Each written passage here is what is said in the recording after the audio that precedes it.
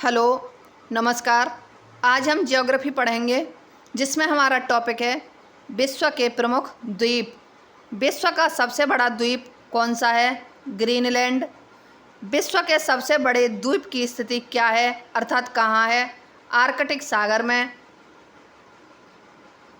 विश्व का सबसे छोटा द्वीप कौन सा है? मेडागास्कर। मेडागास्कर किस सागर में स्थित है? हिंद महासागर में। सबसे अधिक द्वीप किस महासागर में है? प्रशांत महासागर में।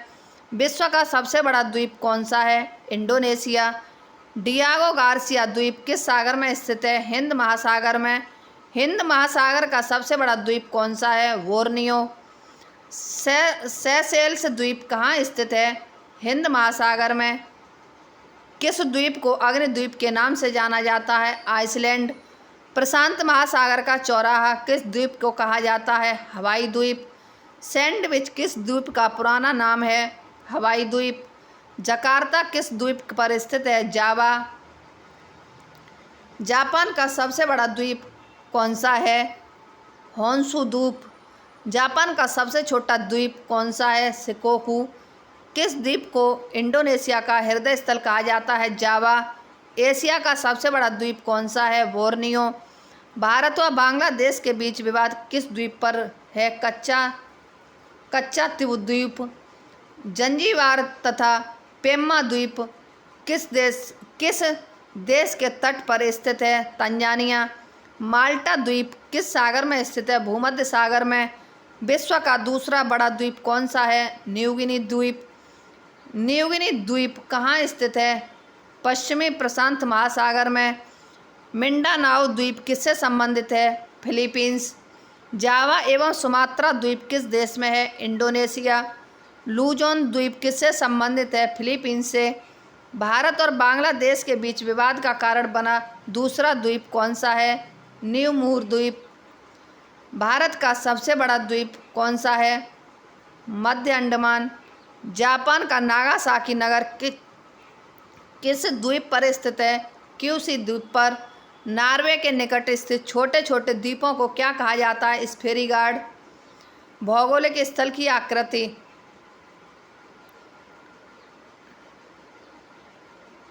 नदियों द्वारा अपने किनारों पर प्राकृतिक रूप से बनाए बांधों को किस नाम से जाना जाता है? लेवी या तटबंध। अपरदन के सामान्य चक्र में पुनर्यौवन को कौन सी स्थलाकृति प्रकट करती है? अधः कर्तित विसर्प। जलोढ़ पंखों का निर्माण कहाँ होता है? पहाड़ी के तलीय क्षेत्र पर। नदी के अपरदन से बनी आकृति क्या कहलाती है? गॉर्ज। अर्धचंद्राकार मरुस्थलीय आकृति किस नाम से जानी जाती है? बरखान। लोयस जमाव के क्षेत्र कहाँ मिलते हैं? उत्तरी चीन में। लोयस का निर्माण किससे होता है? पवनों से। लटकती घाटियाँ कहाँ पाई जाती हैं? हिमानी क्षेत्र में। गारा स्थलाकृति कहाँ मिलती है? मरुस्थलों में। सीप का निर्माण किसके द्वारा होता है? पवन। अंडों की टोकरी की स्थलाकृति किससे संबंधित है? ड्रमलिन से। हिमोड़ किसके द्वारा निक्षेपित किए जाते हैं? हिमनद द्वारा। टोम्बलो आकृति का निर्माण किसके द्वारा होता है? महासागरीय तरंगों से। कोपालवाना पुलिन कहाँ स्थित है? Rio de Janeiro. आकाशीय स्तंभ किसे कहा जाता है? स्टेलैग्राइट। वी के आकार की आकृति कौन बनाता है? नदी। नदी के निक्षेपण से बनी स्थलाकृति क्या कहलाती है? प्राकृतिक तटबंध। किस स्थलाकृति का निर्माण नदी की युवावस्था में होता है? गॉर्ज। बहते हुए नदी के पानी द्वारा निर्मित आकृतिविहीन मैदानों को किस नाम से जाना जाता है? पेनी प्लेन। अपरदन के किस कारक द्वारा जीवजैन का निर्माण होता है? पवन द्वारा। एरिट क्या है? हिमानी प्रदेशों में कंगीनुमा तेज किनारों वाली नग्न चट्टानों की दीवार। युवाला कहाँ मिलते हैं? चूना पत्थर प्रदेशों में। गेसिर किस द्वीप का महान गीजर है? आइसलैंड में। संसार का सबसे बड़ा पाताली जल का गीजर किस बेसिन में है? ऑस्ट्रेलिया के बृहत बेसिन में। चूना प्रदेशों में पाए जाने वाले कीप के आकार के गर्त को क्या कहते हैं? घोल रंध्र। अब विश्व के मरुस्थल या रेगिस्तान देखेंगे।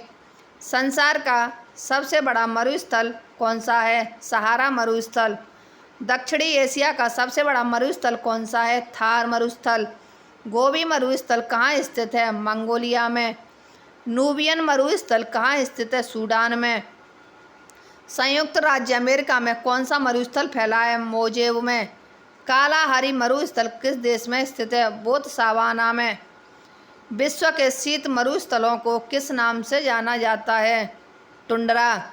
चट्टानी मरुस्थल को सहारा क्षेत्र में किस नाम से जाना जाता है? हम्मादा। विश्व का सबसे बड़ा शीत मरुस्थल कौन सा है? गोबी। विश्व का सबसे शुष्क मरुस्थल कौन सा है? अटाकामा। विश्व का सबसे शुष्क मरुस्थल कौन सा है? अटाकामा। सारा मरुस्थल कहाँ है? उत्तरी अफ्रीका में। कालाहारी रेगिस्तान कहाँ है? दक्षिण पश्चिमी अफ्रीका में। अटाकामा मरुस्थल किस देश में है? चिली में। मरुद्वीप किससे संबंधित है? रेगिस्तान से। विश्व का मरुस्थल विहीन महाद्वीप कौन सा है? यूरोप। अलगेजीरा रेगिस्तान किस देश में है? सूडान।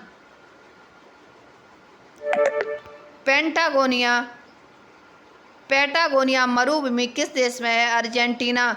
रूवल खाली क्या है? सऊदी अरब का एक मरुस्थल। अल्जीरिया किस मरुस्थल में स्थित है? सहारा में। सोनोरान मरुस्थल कहाँ है? मैक्सिको में। विश्व की प्रमुख जल संधियाँ या जल डमरू मध्य। विश्व की सबसे चौड़ी जल संधि कौन सी है? डेविस जल संधि।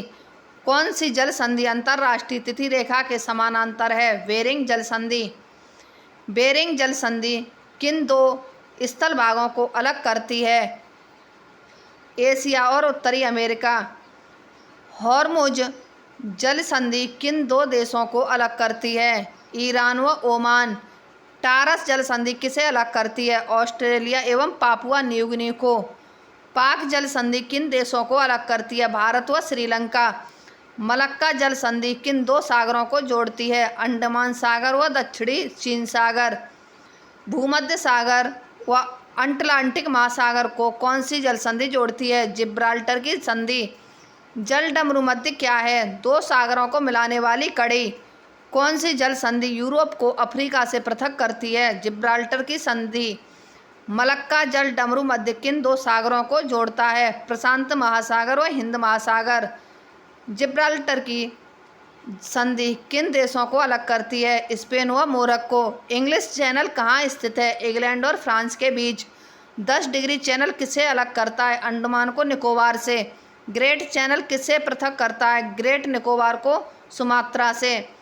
किस जल डमरू मध्य के से सुरंग निकाली गई? डोवर जल डमरू मध्य से निकाली गई सुरंग किन देशों को जोड़ती है? यूनाइटेड किंगडम व फ्रांस को। लुजोन की संधि किन दो सागरों को जोड़ती है? दक्षिणी चीन सागर एवं फिलीपींस सागर। डेनमार्क की संधि किन दो सागरों को जोड़ती है? उत्तरी अटलांटिक एवं आर्कटिक महासागर। डोवर की संधि किसे जोड़ती है? इंग्लिश चैनल एवं उत्तरी सागर। डोवर संधि कहाँ स्थित है? England, France. कुक संधि कहाँ है? न्यूजीलैंड में। सुंडा की संधि किन सागरों को जोड़ती है? जावा सागर एवं हिंद महासागर। सुंडा की संधि कहाँ है? इंडोनेशिया में। टोकरा की संधि कहाँ है? जापान में। टोकरा की संधि किन सागरों को जोड़ती है? पूर्वी चीन सागर एवं प्रशांत महासागर को। हडसन की संधि कहाँ है? कनाडा में। अब हम देखेंगे ज्वार और भाटा। ज्वार भाटा से संबंधित प्रगामी तरंग का सिद्धांत किसने प्रतिपादित किया? विलियम बेवेल ने। महासागर से उठने वाले ज्वार भाटा पर किसका प्रभाव सबसे ज़्यादा होता है? चंद्रमा का। दैनिक ज्वार भाटा के मध्य समयांतर कितना होता है? 24 घंटे 52 मिनट। सूर्य और चंद्रमा के बीच निकटतम बिंदु पर पृथ्वी के पहुंचने पर आने वाले ज्वार को क्या कहते हैं? सर्वोच्च ज्वार। ज्वारों की उत्पत्ति के लिए सबसे बड़ा कारण क्या है? पृथ्वी का अपकेंद्रीय बल तथा चंद्रमा और सूर्य का आकर्षण बल। विश्व का सबसे ऊंचा ज्वार कहाँ है? फंडी की खाड़ी में। फंडी की खाड़ी कहाँ स्थित है? कनाडा में। अर्धदैनिक ज्वार भाटा कितने समय बाद आता है? 12 घंटे 26 मिनट। विश्व का सबसे ऊंचा ज्वार कब आता है? पूर्णिमा एवं अमावस्या के दिन। लघु ज्वार कब आता है? कृष्ण एवं शुक्ल पक्ष को। लघु ज्वार में सूर्य और चंद्र पृथ्वी के साथ किस स्थिति में होते हैं? सूर्य और चंद्रमा पृथ्वी के साथ समकोण पर होते हैं।